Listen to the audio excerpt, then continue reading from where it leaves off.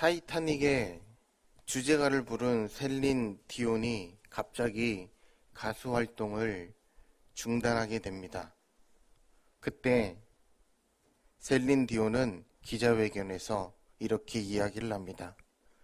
후두암으로 투병 중인 남편에게 가장 필요한 것은 바로 저입니다. 이제 남편에게 진 사랑의 빛을 제가 갚을 차례입니다. 남편 곁으로 돌아가겠다고 돈과 인기를 포기한 그녀의 모습이 참 아름답게 보였습니다. 그보다 더 아름다운 모습이 있는데 약 200년 전에 스웨덴의 나이팅게일로 불리던 유명한 제니 린드라는 가수가 있었습니다. 그녀가 부른 노래 중에서 우리가 잘 아는 즐거운 나의 집이라는 노래가 있는데 그녀도 가수로서 정상에 있을 때 갑자기 가수 활동 중단을 선언을 합니다. 사람들은 인기의 달콤함을 아는 그녀가 곧 무대로 복귀할 줄 알았지만 무대를 떠난 뒤 완전히 소식이 끊겼습니다.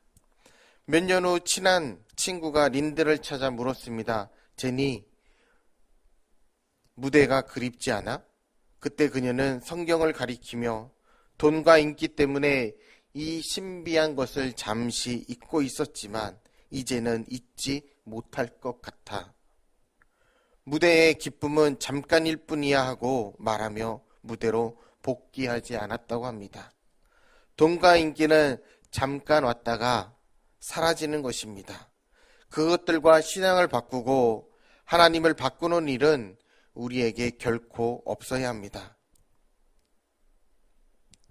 또한 어떤 선교사님이 천국의 환송 예배에서 홍정길 목사님이 설교 중에 이런 말을 했다고 합니다.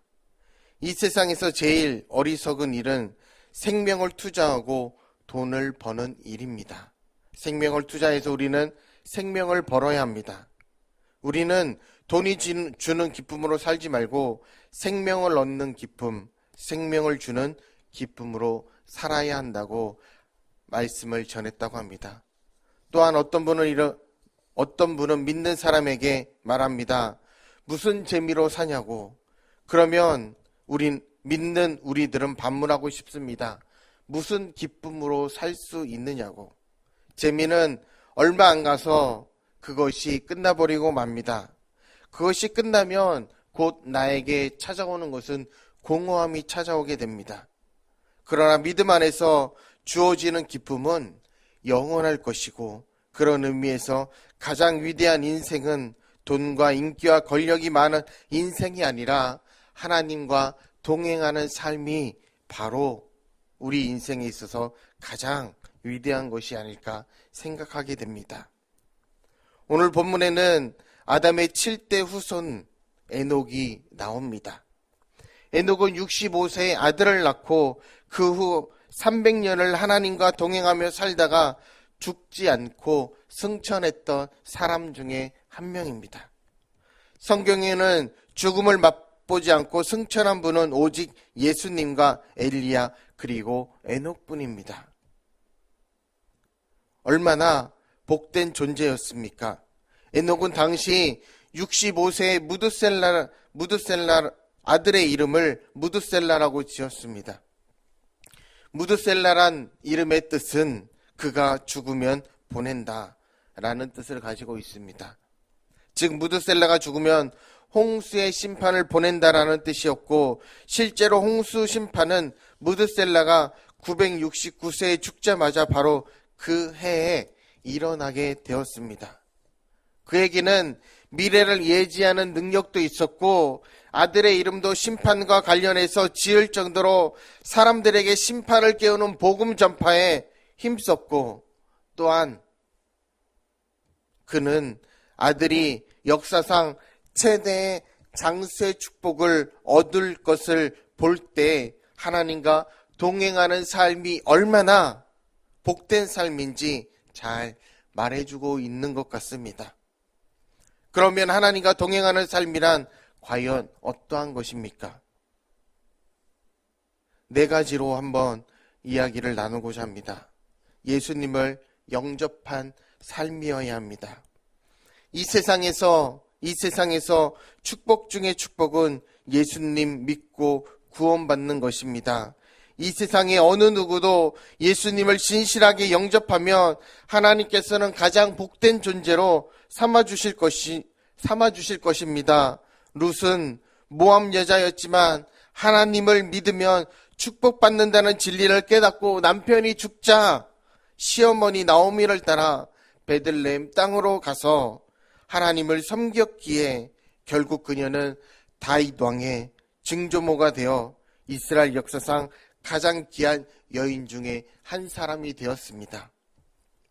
그처럼 지금 우리의 처지가 어떠해도 어떤 상황이라도 상관이 없습니다.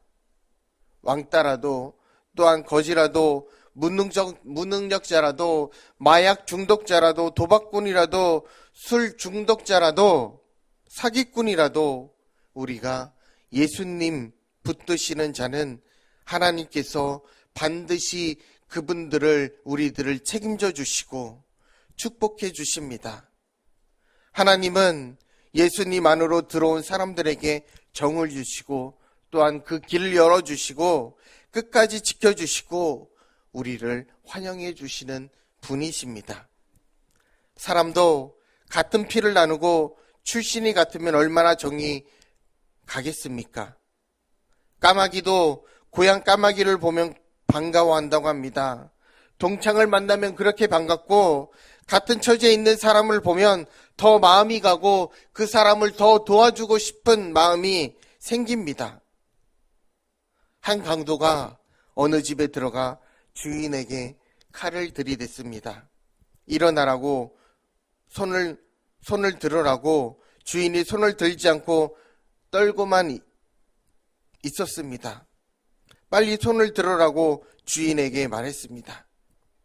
선생님, 관절이 너무 심해서 팔을 들 수가 없습니다. 관절염으로 고생하고 있었는데 강도가 말했습니다. 아저씨, 참 고생이 많겠네요. 저도 관절염으로 무척 고생했습니다. 라고 이야기를 합니다. 같은 처지에 있으면 그처럼 서로에게 정이 가게 됩니다. 하물며 하나님께서 예수의 피로 하나 된 우리들에게 얼마나 많은 정을 쏟고 계시겠습니까? 우리가 아무리 악한 죄를 지어도 우리가 예수 안에 있으면 하나님은 혼내시기는 해도 결코 우리를 외면하지 않으십니다. 우리는 예수 믿는 것이 얼마나 큰 축복이고 예수님 전하는 것이 얼마나 소중한 사명인지 알아야 합니다. 우리에게 가장 중요한 일은 예수님을 영접하고 예수님을 영접한 후에 그 말씀대로 우리가 따라 나아가는 것, 그것이 중요한 것입니다. 두 번째는 하나님의 뜻을 생각하며 사는 삶입니다. 동행이 무엇입니까? 앞서가는 것도 아니고 뒤처지는 것도 아니고 역행하는 것은 더더욱 동행이 아닙니다. 동행이란 한 걸음 한 걸음 같이 가는 것입니다. 그러면 방향도 같고 속도도 같아야 합니다. 그러므로 하나님과 동행하며 살려면 항상 하나님의 뜻을 생각하고 따르고 하나님의 사명을 생각하며 내 뜻과 기분을 앞세워 살지 말아야 한다는 것입니다. 미국의 아폴로 15호의 조종사였던 어원 박사는 미국 남침내 교회의 집사였습니다. 어느 날 주일에 비행훈련을 하다가 훈련 중 척추를 다쳐 14개월 동안 병원에 입원을 하게 됩니다. 병상에서 그는 기도하다가 부상의 원인에 대해 하나님의 세미한 음성을 듣게 되는데 내 인생을 지나치게 과속한 것이 문제였다고 합니다. 우리는 하나님의 뜻을 추월하고 나가면 반드시 실망할 수밖에 없습니다. 답답해도 하나님이 있게 하신 자리에 있어야 하고 기도가 몇 개월 하고 응답이 없다고 불평하고 전도 며칠하고 열매가 없다고 포기하고 어려움이 있다고 금방 헌신의 자리에서 물러서거나 믿음의 절개를 꺾지 말고 묵묵히 그 자리를 지키고 은혜의 자리를 사모하며 사명의 자리를 지키면 반드시 하나님의 손길을 체험하게 될 것입니다. 어떤 분은 은혜 체험을 하겠다고 산에 갑니다. 꼭 산에 가야 은혜 받는 특별한 길이 열리는 것은 아닙니다. 특별한 것은 없어도 우리가 하나님을 사랑하고 하나님의 뜻을 생각하며 살고 하나님의 시간표를 인정하며 산다면 어느 곳에서도 하나님의 은혜를 체험할 수 있다는 것입니다.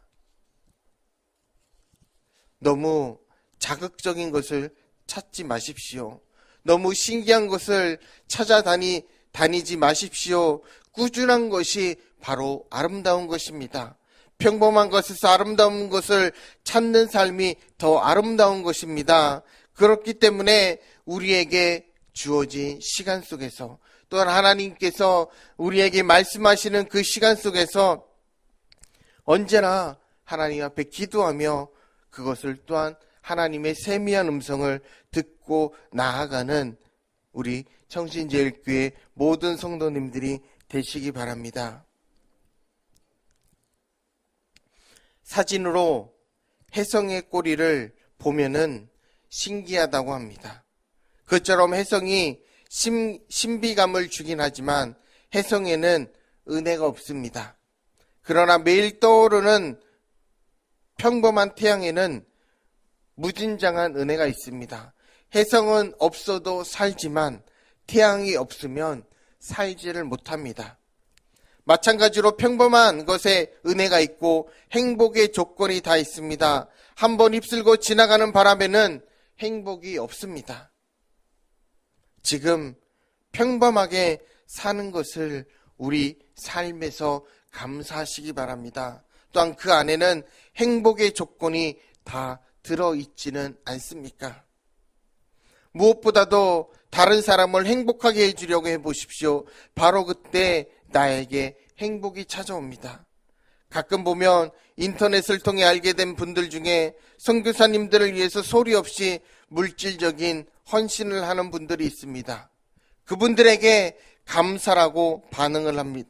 그분들에게 감사 표현을 하면 하나같이 제가 감사합니다.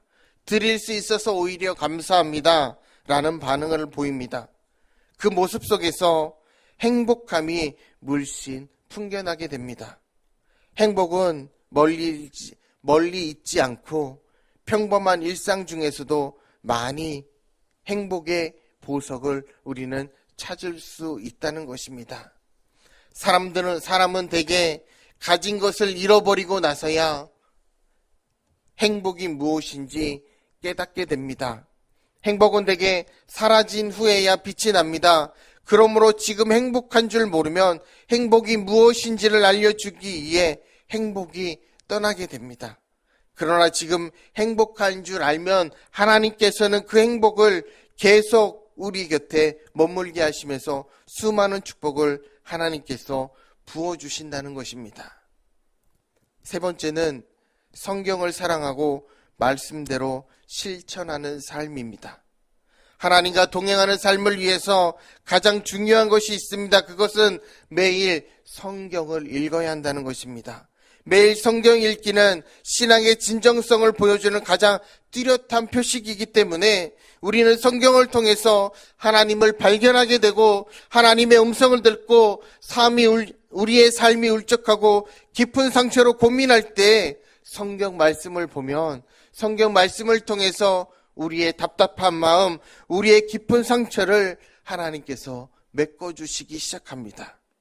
얼마나 우리에게 힘이 되는 말씀입니까? 어느새 소망이 생기지 않습니까? 그러므로 이 세상에서 성경처럼 귀한 것은 없습니다. 미국의 최신부 장관을 지낸 워너메이커는 백화점 왕으로 10의 1조가 아닌 10의 9조를 바쳤다고 합니다. 그런 통찰력이 있어서 어디에 투자를 하든지 실패하는 일이 한 번도 없었다고 합니다. 어느 날 신문 기자가 와서 그에게 물었습니다. 워너메이커 씨, 당신은 투자할 때마다 늘 성공하는데 당신 생애에 어떤 투자가 가장 성공적인 투자였습니까? 라고 묻습니다. 워너메이커가 말했습니다. 12살 때 투자한 2불 50센트가 생애 최고의 투자였습니다. 어디에 투자했는데요? 라고 기자가 묻습니다. 그때 2불 50센트를 주고 성경을 샀는데 그 성경이 오늘의 나를 만들었다고 합니다. 우리가 그만큼 성경을 소중히 여기고 성경을 사랑하고 성경을 가까이 하고 성경 말씀을 하나님의 말씀으로 여기고 읽는다면 우리에게는 무수한 하나님의 축복과 은혜가 주어진다는 사실입니다. 매일 성경을 읽으면서 성경이 말씀하는 대로 성경 말씀이 내게 주는 감동대로 실천하고 살려고 한번 해보십시오.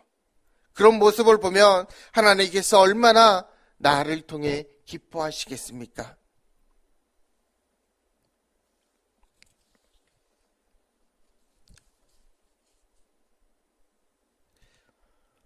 꽤 어떤 집사님이 미아리에 살고 있었습니다. 그 집사님은 사업을 할 때마다 하나같이 다 망했습니다. 어느 날 사업을 시작하면서 다짐했습니다. 이번에는 꾸어서 11조 60만 원을 떼어 바치고 540만 원으로 사업을 시작했습니다. 그런 경우에는 11조가 필요 없는데도 이 집사님은 그렇게 시작을 했다고 합니다. 그 후에 조금씩 사업이 풀리기 시작했고 그러던 어느 날 미팔군과 초대형 납품 계약을 상의하게 되는데 공교롭게도 그날이 주일이었습니다. 어떻게 고민할까 고민했지만 결국 교회로 갔고 미련은 남아 있었지만 예배 중에 하나님께서 기쁨과 평안을 주셨다고 합니다. 그리고 다시 집으로 돌아와 전예배를 울렸다고 합니다. 상대방이 말했습니다. 당신 미쳤냐고. 그 집사님이 대답합니다. 죄송합니다. 그 일이 나에게 있어서 중요한 것이 사실이지만 나는 예배에 빠질 수는 없었습니다. 그러자 그 사람이 대답합니다. 정말 당신과 같은 사람 처음 보게 됩니다. 그런데 나도 하나님과 또한 당신이 믿는 당신과 같은 사람과 계약을 하고 싶다고, 예배에 정말 그렇게 잘 믿는 사람하고 그 사람하고 나는 교회 다니고 있지는 않지만 그 사람을 당신을 한번 믿어보고 싶다고 계약을 하고 싶다고 이야기를 합니다.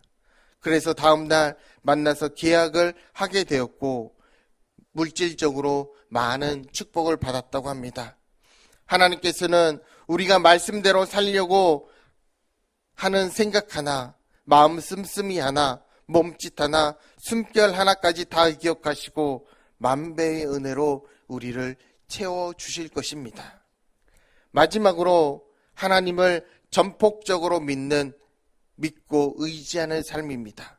우리는 하나님을 끝까지 전폭적으로 믿어야 합니다. 우리는 가끔 하나님을 믿는다고 하면서 다급한 일을 만나면 다른 방법을 찾고 다른 사람을 찾는 경우가 많습니다. 또한 감정 따라, 기분 따라, 상황 따라 믿음이 올라가고 내려가는 경우가 참 많은 것 같습니다. 그리고 일이 잘 될 때에는 어느새 하나님을 잊어버리고 기도를 게을리하고 있지는 않으십니까? 자신이 높아지는 경우도 많지는 않으십니까? 그러나 우리는 언제나 하나님께 붙들린 삶으로 살아가는 믿음의 사람들이어야 합니다. 바로 거기에 성공의 길, 행복의 길, 축복의 길이 다 있습니다. 천막안을 들여다보니 가족이 라면을 앞에 두고 하나님께 감사 기도를 하는데 그 모습이 얼마나 따뜻하고 행복해 보였는지, 그때 그녀는 진짜 행복이 무엇인지 깨달았고 삶의 용기를 가졌다는 사람도 있습니다. 좀 더 여유를 가지고 감동적으로 살고 싶은 생각이 들었다고 합니다. 소망이 생기고 기대감이 생겼다고 합니다. 곧 집으로 돌아 그 다음 주일에 그녀는 교회를 찾았고 예수님을 영접했고, 그리고 1년 뒤에 남편도 자기 아내의 삶이 변한 것을 보고 예수님을 믿고 행복한 가정이 되었다고 합니다. 중요한 것은 내 안에 예수님이 있느냐 하는 것입니다. 그러면 부족해도 상관없습니다. 부족해도 하나님께서 그 부족한 것을 채워주시고, 또한 채워주시지 않아도 여호와는 나의 목자시니 내가 부족함이 없으리로다 하고 행복을 노래하며 살게 될 것입니다. 우리는 예수님을 끝까지 전폭적으로 믿어야 합니다. 어려운 일을 만나도 끝까지 주님을 붙잡아야 합니다. 그러면 반드시 축복의 날이 다가오게 될 줄로 믿습니다. 며칠 전에 인터넷에서 어떤 분의 글을 보았습니다. 얼마 전 그분이 약에 쓰려고 천둥오리 농장을 지었다고 합니다. 사육장에는 천둥오리들이 가득했는데 사방으로 울타리가 쳐져 있었고, 또한 하늘은 텅 비어 있었다고 합니다. 속으로 걱정했습니다. 저러다가 천둥오리가 다 날아가면 어떻게 하나. 결국 궁금증을 참지 못해 저러면 다 날아가지 않나요? 하고 물으니까 그 농장 주인이 대답합니다. 저렇게 살찐 녀석들이 어떻게 날아갈 수 있겠습니까? 가만히 보니까 정말 쥐보리처럼 살이 토실토실했고, 다시 물었습니다. 그럼 저 천둥오리들은 하늘을 나는 것들과 종자가 다른 것입니까? 아닙니다. 태어나자마자 영양식을 많이 주어서 저렇게 살이 찌고 결국 날개가 퇴화되어 날지 못하게 된다고. 그 이야기를 듣고 그 이야기를 보면서 절제의 중요성과 무엇이든지 조금 모자란 것도 괜찮은 삶이구나 하는 삶을 깨달았습니다. 조금 가지지 못하면 어떻습니까? 다 가지면 오히려 비상할 수 없고, 하나님을 신실하게 만날 수 없고, 예수님 믿는 삶이 얼마나 소중한 삶인지 전할 수 없습니다. 중요한 것은 현재의 형편에서 하나님과 동행하는 삶이 가장 중요합니다. 여러분, 에녹처럼 하나님과 동행하는 삶을 살 수 있기를 바랍니다. 예수님을 영접하고 하나님의 뜻을 항상 생각하고 하나님의 말씀대로 살려고 노력하며 항상 하나님을 전폭적으로 믿고 의지하는 삶을 통해 축복받고 승리하는 분들이 되시길 주님의 이름으로 축복합니다. 기도하시겠습니다.